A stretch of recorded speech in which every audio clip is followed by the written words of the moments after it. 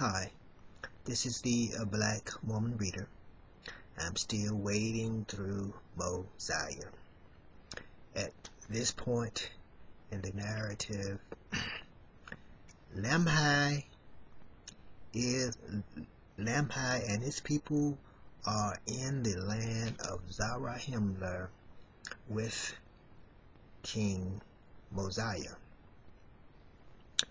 Alma is now in the wilderness. So let us pick up the story with Alma. Now Alma, having been warned of the Lord that the army of King Noah would come upon him because he departs into the wilderness. And we are told, and they fled 8 days' journey into the wilderness, and they came upon a land, a very beautiful and pleasant land, a land of water, and they pitched their tents and began to till the ground and build buildings.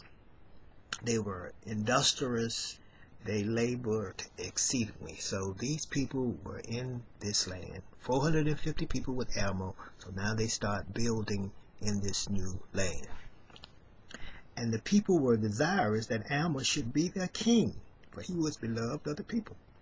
But he said unto them, Behold, it is not expedient that we should have a king.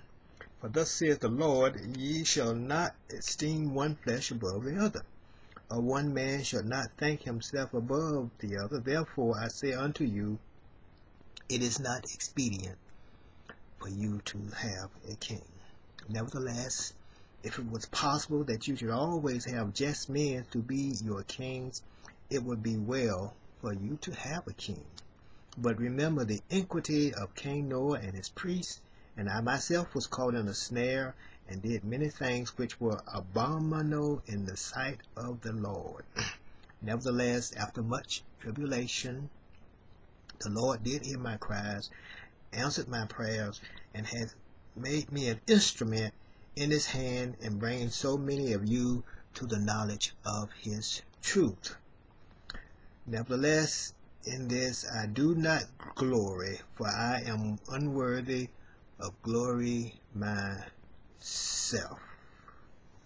I desire that ye stand fast in this liberty.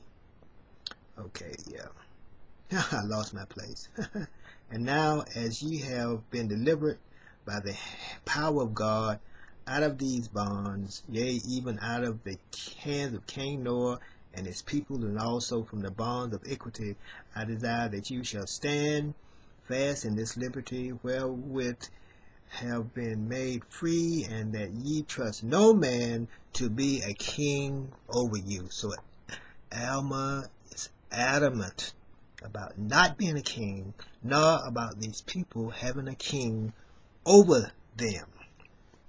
Thus Alma did teach his people that every man should love his neighbor as himself, that there should be no contention among them. And now Alma was their high priest, he being the founder of the church. And it came to pass that none received authority to preach or to teach, except it were by him from God. Therefore he concentrated all their priests and their teachers, and none were consecrated except they were just men. Therefore they did watch over their people, and did nourish them with the things pertaining to righteousness. And they began to prosper, and they began to multiply, and they called the land Helam, and they built a city which they called the city of Helam. But nonetheless, God chastised his peoples. He tries their patience and their faith. Why does God chastise his people? Why does God try their faith? I mean, God knows the outcome, so why does God do this? I don't know. Nevertheless, whosoever put his trust in him, the same shall be lifted up at the last day.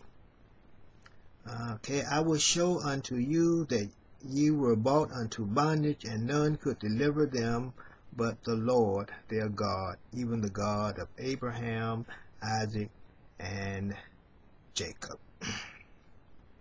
Now, it came to pass that while they were in the land of Helam, in the city of Helam, while they were tilling the land round and about, behold, the army of the Lamanites were at the borders of the land. So the Lamanites are once again knocking on their door. So at this point, we're going to stop until next time. This is the Black Mormon Reader.